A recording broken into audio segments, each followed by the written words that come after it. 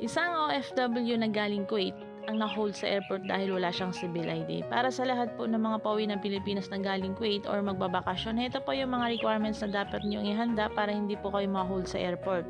Passport, final exit visa, pero sa bansang Kuwait po, ang pinaka-final exit visa po nila doon is yung active civil ID. Yun po ang ginagamit nila, e-travel registration, plane ticket. Para naman po sa mga magbabakasyon sa Pilipinas na galing Kuwait, syempre kailangan po natin dyan ng valid passport. Dapat po 6 months bago ma-expired ang inyong passport.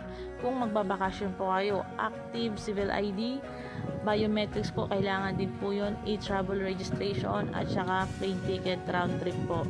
Paalala ko rin po sa mga pauwi ng Pilipinas, yung exit na po. Kung marami po kayong bagahe, mas maigi pong ipakargo niya na 3 months bago po ang inyong pag-uwi. Para po hindi po kayo mahirapan sa airport at hindi rin po magsobra-sobra yung kilo na inyong dadalhin. At minsan pa po